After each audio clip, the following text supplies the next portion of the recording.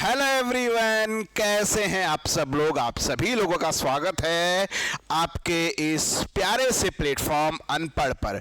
तो dear aspirants, इससे पहले जो है यूकेपीएससी जेई इलेक्ट्रिकल इंजीनियरिंग की वैकेंसी के रिगार्डिंग जो है मैंने जो है प्रीवियस कुछ वीडियोस आप लोगों के लिए बनाई, जिसमें जो है आपके लगातार क्वेरीज आ रही थी और लगभग जो है 200 प्लस एस्पिरेंट जो है हमारे डेडिकेटेड व्हाट्सएप ग्रुप में भी ज्वाइन हो चुके हैं। तो उन स्टूडेंट्स ने जो है मुझे पर्सनली क्वेरीज भेजी, तो मैं चाह रहा था कि जो है मोस्ट आस्क जो कमेंट्स हैं जो वीडियोस में हैं उनका जो है आज यहाँ पर जो है मैं आंसर देने की कोशिश करूँगा।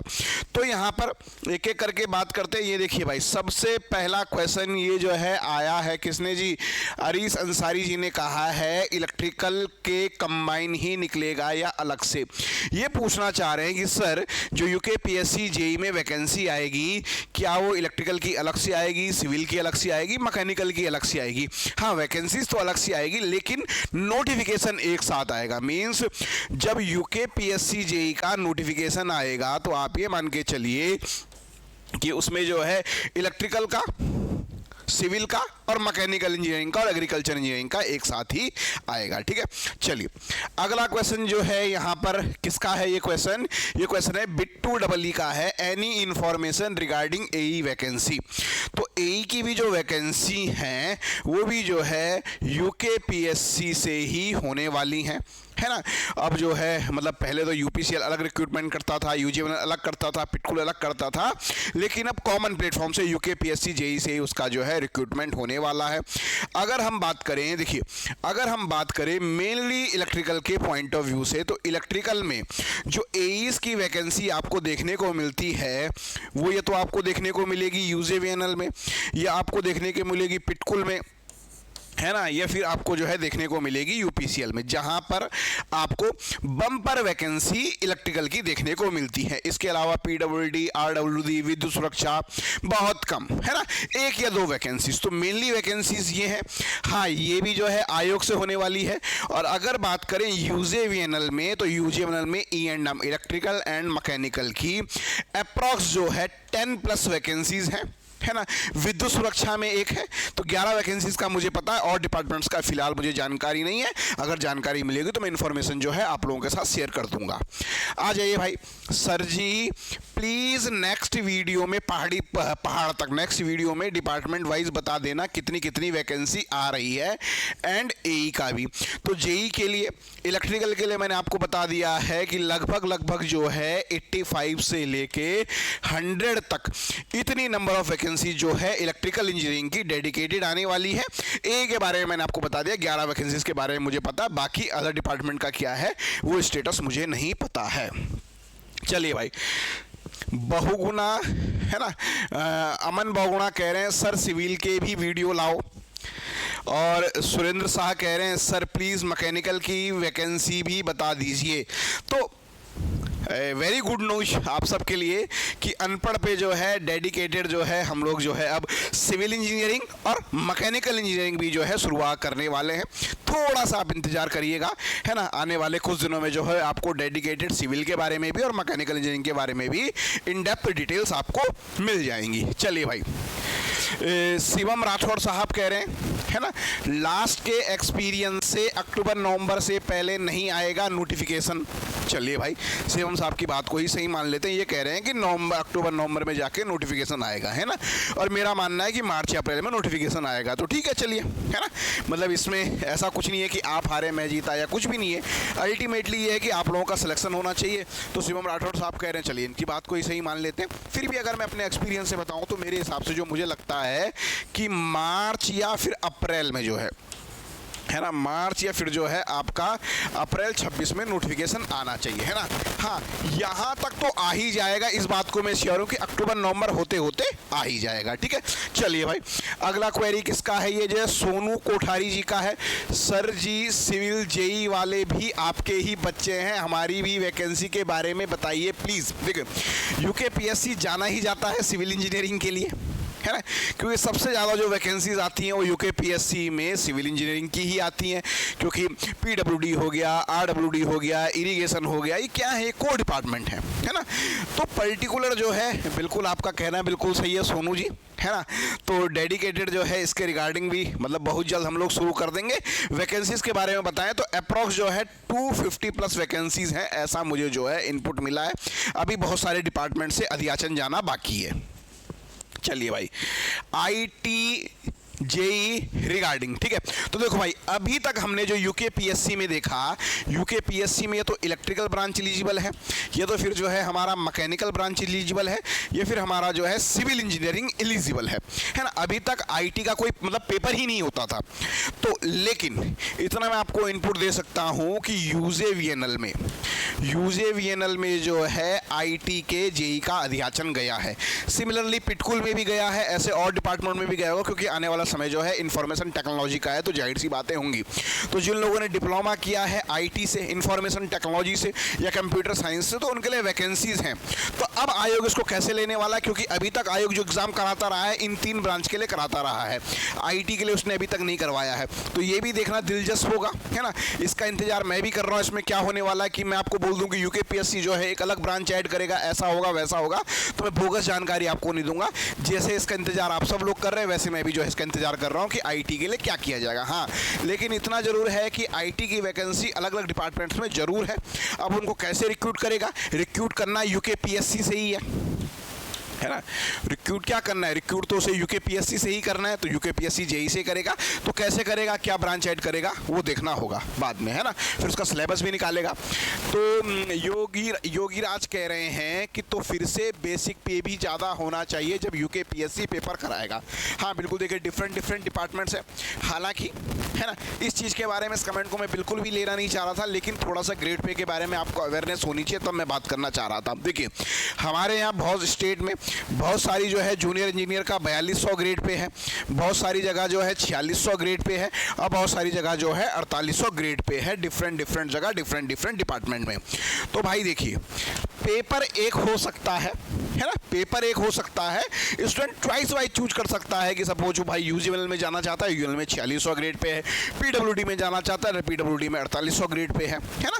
तो देखिए, ये सब आपकी क्वेरीज होनी चाहिए एग्जाम के बाद, है ना। फिर भी सेम एग्जाम में डिफरेंट ग्रेड पे का एग्जाम एक साथ हो सकता है। जैसे अगर हम बात करें यूकेपीएससी में जो पीसीएस का आता है ना, अपर पीसीएस का जो आता है, तो उसमें बहुत सारी पोस्टों का ग्रेड पे 5400 होता है, और बहुत सारी वैकेंसीज ऐसी है जिनका जो है 4800 ग्रेड पे होता है। तो एक साथ हो सकता है ना। आए वो पीसीएस से ही हैं, लेकिन उनके ग्रेड पे डिफरेंट हो सकते हैं। तो सिमिलरली जो है आयोग में भी हो सकता है, जेई आ सकते हैं, अलग अलग डिपार्टमेंट का ग्रेड पे अलग अलग हो सकता है। तो इसमें कोई कन्फ्यूजन नहीं होना चाहिए। चलिए भाई, सर TG2 का भी अपडेट है क्या, कितनी वैकेंसी है, पालीवाल जी कह रहे हैं, ठीक है। इसमें विपिन सेमवाल वायरल वीडियो साहब ने कमेंट किया है कि यूजेवीएनएल से आएंगी यूकेएसएससी से, वेट करो 2 महीने और। तो यहाँ पर उन्होंने जानकारी दे दी, मेरे को भी जानकारी ऐड हो गई कि भाई ITI वालों के लिए कहाँ पर बात आने वाली है, यूजेवीएनएल में आने वाली है। लगभग 2 महीने का इंतजार करना पड़ेगा, आने वाली है भाई वैकेंसी। आ जाते हैं अगले कमेंट की ओर।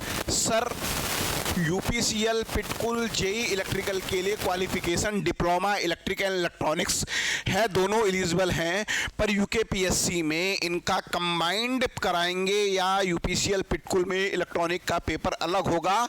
और देखिए, ये बड़ा वैसा सत्य है कि इलेक्ट्रॉनिक्स जो है यूकेपीएससी में अभी तक इलेक्ट्रॉनिक्स की अलग से वैकेंसी नहीं आती है।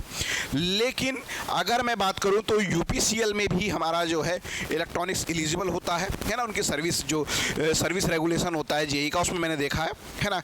ऐसी बात करूं, यूपीसीएल में भी एलिजिबल होता है और यूजीएल में भी एलिजिबल होता है। तो तीनों जगह जो है इलेक्ट्रॉनिक्स एलिजिबल होता है। लेकिन अब ये भी देखना होगा कि इसमें क्या जो है, देखिए आएंगी वैकेंसी अलग से, मतलब जनरली जो कैडर रहता है वो E&M कैडर रहता है, इलेक्ट्रिकल एंड मैकेनिकल, मतलब इसमें इलेक्ट्रिकल भी एलिजिबल रहते हैं, इलेक्ट्रॉनिक्स भी रहते हैं और मैकेनिकल वाले भी। E का मतलब यहाँ पे इलेक्ट्रिकल भी है, इलेक्ट्रॉनिक्स भी है, और M का मतलब मैकेनिकल है। तो अब ये भी देखना है कि देखो, मतलब या तो फिर इलेक्ट्रॉनिक्स का देखो सेम पेपर, तो इलेक्ट्रिकल वाला पेपर तो इनको नहीं देना होगा। इलेक्ट्रॉनिक्स या तो ब्रांच अलग से ऐड होगी, फिर उसके ब्रांच के जो है वो चीज़ें होंगी, वो भी देखना होगा, उसका भी मैं तो फिलहाल वेट एंड वॉच। और मैं बताऊं, क्योंकि ये वैकेंसी बहुत गिनती की रहने वाली है, मतलब आपको 5 से 7 वैकेंसीज दिखने वाली है, तो मैं बताऊं इलेक्ट्रॉनिक्स वालों को जो भी सेंट्रल गवर्नमेंट की इलेक्ट्रॉनिक्स की वैकेंसीज रहती है ना, उसके लिए ट्राई करते रहना चाहिए, क्योंकि मैंने बहुत कम एस्पिरेंट्स ऐसे देखे हैं जिनका जो है इलेक्ट्रॉनिक ब्रांचर स्टेट में हुआ है। हाँ, जब पेपर पहले कॉमन हुआ करता था, यूके SSC कराता था यूपीसीएल में, तब बहुत सारे एस्पिरेंट्स हैं, है ना, जो है एज ए जो है जूनियर इंजीनियर लगे हैं, लेकिन अब यूकेपीएससी कराने वाला है, तो मुझे लग रहा है ये तो फिर वो इलेक्ट्रॉनिक्स के बिल्कुल पेपर 1 पेपर 2 का अलग अलग सब्जेक्ट सिलेबस बनाएगा, है ना। तो इलेक्ट्रॉनिक्स का जैसे मैंने आईटी की बात करी, वैसे जो इलेक्ट्रॉनिक्स के बारे में अगर बात करें तो उसको थोड़ा सा फिलहाल के लिए अभी इसका जवाब जो है भविष्य के लिए छोड़ सकते हैं, क्योंकि मुझे भी इसमें ज़्यादा आइडिया नहीं है फिलहाल के लिए, है ना जी। सर क्या बीटेक वाले इस पेपर दे सकते हैं? नो, यहाँ पे कह दिया, गलत बात है सरकार की, ये भी कह रहे। देखिए, तो ये जो है हाई कोर्ट का वर्डिक्ट है, अगर आपने कोई आपकी कोई क्वालिफिकेशन है, आपने जो है उससे हायर क्वालिफिकेशन आपके पास है, तो आप उस वैकेंसी के लिए एलिजिबल नहीं हो जाते हैं, है ना। मीन्स मांगा था भाई 10th पास आप हो, PhD, तो आप एलिजिबल नहीं है। तो सिमिलरली जूनियर इंजीनियर के लिए आपने डिप्लोमा किया हुआ होना चाहिए, जो उसके लिए एसेंशियल क्वालिफिकेशन है। आपने बीटेक किया हुआ है, अच्छी बात है, लेकिन अगर आपने डिप्लोमा के साथ बीटेक किया हुआ है तो आप एलिजिबल हैं। अगर आपने केवल और केवल बीटेक किया है तो आप जो है आपका यूकेपीएससी जेईई के लिए आप एलिजिबल नहीं है, ठीक है भाई। चलिए आगे बढ़ते हैं। क्या डिप्लोमा इलेक्ट्रॉनिक्स वालों के लिए कुछ वैकेंसीज होंगी? तो मैंने थोड़ा देखो आपको आइडिया बता दिया कि लगभग जो है 5 से 7 10 वैकेंसी से ज़्यादा आपको नहीं देखने को मिलने वाली है। तो अगर आपकी ब्रांच इलेक्ट्रॉनिक्स है तो पर्टिकुलर क्या करना है भाई, स्टेट को छोड़ के जो सेंट्रल गवर्नमेंट की जॉब्स हैं उन पे आपको ज़्यादा फोकस करना है ना। चलिए भाई आगे बढ़ते हैं। विक डाउन कह रहे हैं सब झूठ है, ऐसी कोई इन्फॉर्मेशन अवेलेबल नहीं है। हमने जो नोटिफिकेशन के रिगार्डिंग वीडियो बनाया था तो इनको लगता है कि भाई हम झूठ बोल रहे थे। चलिए कोई बात नहीं, आपका बहुत बहुत धन्यवाद, आपने समय दिया, आपने कमेंट किया, आपको झूठ लगता है तो झूठ ही सही। आ जाइए भाई। यूर फ्यूचर बॉक्स कह रहे हैं यूकेपीएससी जेईई में बीटेक अलाउ करें अगर आप कुछ करना चाहते हैं हमारे लिए। ठीक है जी, ये कह रहे हैं कि यूकेपीएससी जेईई में आपको बीटेक वालों का आप अलाउ कराओ अगर आप हमारे लिए कुछ करना चाहते हैं। एई में वैकेंसी कुछ नहीं आती, इसलिए भी कुछ करिए, 2-3 सीट से क्या होगा, ऊपर से अदर स्टेट भी अलाउ होता है बीटेक के लिए। हाँ बिल्कुल, इनका कहना सही है। देखो सही में बीटेक में मैं कहूँ कि कोई बड़ी वैकेंसी है ना, 2020 में जो है इलेक्ट्रिकल वालों के लिए आई थी हमारे यूपीसीएल में, उसके बाद से है ना यूजीएल में 10 वैकेंसी उसी टाइम पे आई थी, उसके बाद से पिटकुल में वैकेंसी बहुत समय से नहीं आई है, 2018 से, है ना। पिटकुल में 2018 से एई की वैकेंसी नहीं आई है ना। यदि बात करें कहाँ की, यदि बात करें भाई यूजेवीएनएल की, तो यूजेवीएनएल में जो है 2020 से नई वैकेंसी आई हैं। यदि बात करें किसकी, यूपीसीएल की, तो यूपीसीएल में जो है 2020 में ही वैकेंसी आई थी। तो अब है ना लगभग जो मेरा ऑन एन एवरेज आप मान के चलिए कि 15-20 लगभग जो है यहाँ से आपको अगर आएंगी तो 60+ वैकेंसीज लगभग। देखो 60 चलो ज़्यादा हो गया, 40 तो मैं श्योर हूँ कि 40 तो होंगी है ना, तीनों डिपार्टमेंट को मिला के। तो अब ये इस बार के यूकेपीएससी एई में आती है ना। ये फिलहाल हम यूकेपीएससी जेईई की बात करें, यूकेपीएससी एई का फिलहाल अधियाचन मतलब कुछ डिपार्टमेंट से गया है, अब आती है नहीं आती है देखो इसके बारे में मैं कमेंट नहीं कर सकता, लेकिन मुझे जो आइडिया अगर आएंगी तो इलेक्ट्रिकल के लिए वैकेंसी आ जाएंगी, अगर आएंगी जब भी यूकेपीएससी जेईई अगर आएगा, क्योंकि यूकेपीएससी जेईई में इलेक्ट्रिकल कहाँ से भरने वाला है, इलेक्ट्रिकल भरने वाला है भाई हमारा पिटकुल से, है ना, यूजेवीएनएल से और यूपीसीएल से, क्योंकि ये कोर डिपार्टमेंट है इलेक्ट्रिकल के लिए। तो लगभग इतनी वैकेंसी आएंगी। अब वो कब आती हैं, 2026 में आती हैं, 2027 में आती हैं, 2028 तक आती हैं, मुझे नहीं पता, है ना, लेकिन अगर आएंगी तो इतनी आएंगी, है ना।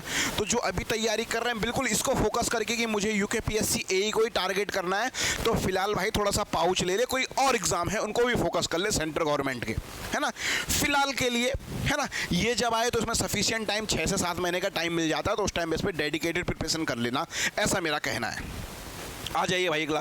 सर इलेक्ट्रॉनिक्स इंजीनियरिंग जेईई के बारे में भी बताओ। देखो भाई इलेक्ट्रॉनिक्स इंजीनियरिंग ब्रांच में स्टेट गवर्नमेंट में बहुत कम वैकेंसीज आपको देखने को मिलती हैं, है ना। अगर यूकेपीएससी जेईई में आती भी हैं वैकेंसीज तो 5 से 7 या 10 के करीबन वैकेंसीज आपको देखने को मिलेंगी, पहला पॉइंट। दूसरा पॉइंट इसके साथ ये भी बड़ा इंपॉर्टेंट है कि क्योंकि अभी सिलेबस जो है वो इलेक्ट्रिकल का है, सिविल का है, मैकेनिकल का है, इलेक्ट्रॉनिक्स का सिलेबस नहीं है, IT का सिलेबस नहीं है, तो इसको है ना देखो आएगा तो इसमें इलेक्ट्रॉनिक्स का भाई सिलेबस आएगा। ऐसा नहीं होगा कि इलेक्ट्रॉनिक्स वाले को कहेंगे कि आप इलेक्ट्रिकल का पेपर दो, ऐसा तो खैर नहीं होगा, है ना, ये बात मैं श्योरली कह सकता हूँ। तो देखते हैं वेट एंड वॉच की स्थिति है इनके लिए, है ना। सजेशन क्या है भाई अरीस अंसारी जी, आपके लिए सजेशन मेरा यही है कि सेंट्रल गवर्नमेंट की जॉब को फिलहाल आप कुछ समय तक के लिए फोकस कर सकते हैं। आ जाइए भाई अगला, सर इलेक्ट्रॉनिक्स वाले केवल यूपीसीएल पिटकुल जेई में एलिजिबल होते हैं, हमारे लिए स्ट्रेटेजी बता दीजिए।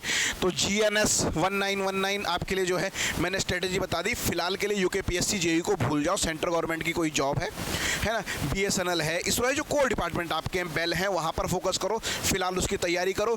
जैसे यूकेपीएससी जेई का अगर नोटिफिकेशन आएगा उसमें इलेक्ट्रॉनिक्स की वैकेंसी आएगी तो तैयारी यहाँ की स्टार्ट करना, है ना। मतलब तैयारी स्टार्ट मतलब टच में तो रहोगे ना, क्योंकि सेंट्रल गवर्नमेंट की जॉब की तैयारी करोगे तो टच में तो रहोगे। अगर नहीं आती है तो फिर मैं क्या कहूँ, है ना। चलिए भाई आ जाइए, सिलेबस के बारे में फ्यूचर फैक्ट कह रहे हैं। सिलेबस तो देखो भाई, सिलेबस बड़ा सा सिंपल है।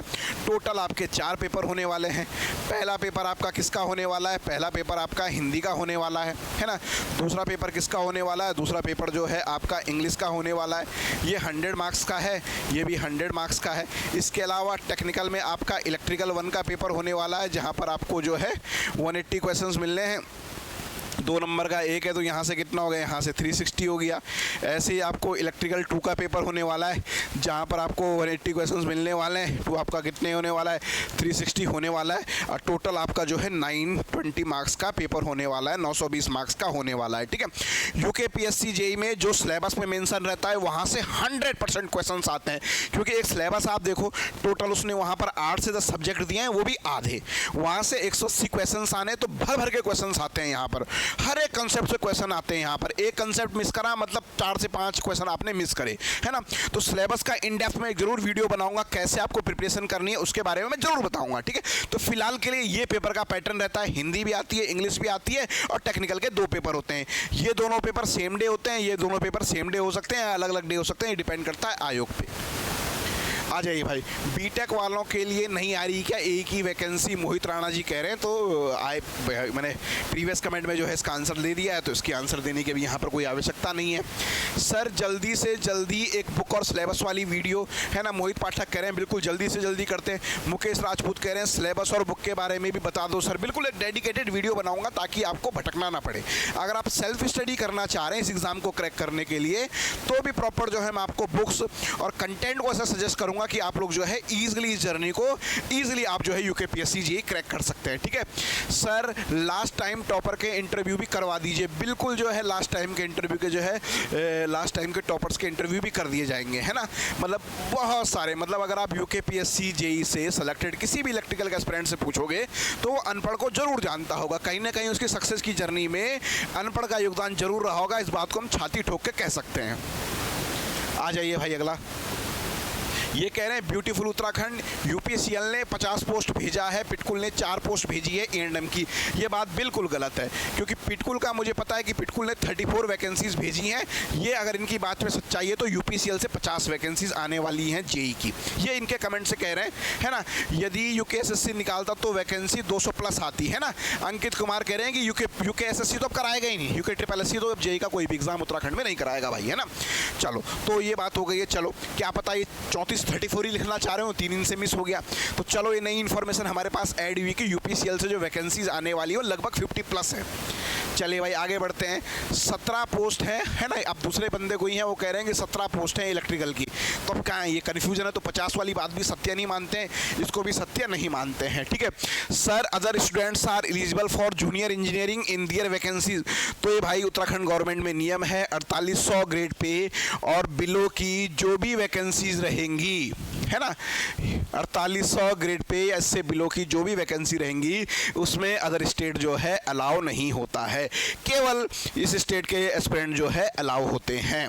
आ जाइए भाई अगला, द डायरेक्टर कह रहे हैं बिना भाग्य के कुछ नहीं मिलता, रॉ मार्क्स ज़्यादा होने के बावजूद स्केलिंग में बाहर का रास्ता देखने को मिल जाता है। हाँ बिल्कुल, देखो स्केलिंग भी होती है, क्योंकि जहाँ पर कॉमन, जैसे जहाँ पर इलेक्ट्रिकल वाले एलिजिबल हैं, मैकेनिकल के भी एलिजिबल हैं, सिविल के भी एलिजिबल हैं, एग्रीकल्चर में, है ना, या फिर जो है आपका इरिगेशन में था, तो पर्टिकुलर वहाँ पे क्या होता है, वहाँ पे स्केलिंग की जाती है। स्केलिंग कैसे, मतलब क्योंकि इलेक्ट्रिकल के पेपर का डिफिकल्टी लेवल अलग है, मैकेनिकल का अलग है, सिविल का अलग है, तो सारे डिफिकल्टी लेवल के अकॉर्डिंग जो है टॉपर्स के मार्क्स और एवरेज देख के स्केलिंग की जाती है। तो कई बार मार्क्स बढ़ जाते हैं, कई बार मार्क्स घट जाते हैं। इलेक्ट्रिकल में मार्क्स डिक्रीज हुए हैं स्केलिंग में, मैकेनिकल में मार्क्स बढ़े हैं पिछली बार स्केलिंग में, और सिविल इंजीनियरिंग में भी मार्क्स जो है डिक्रीज हुए हैं स्केलिंग में।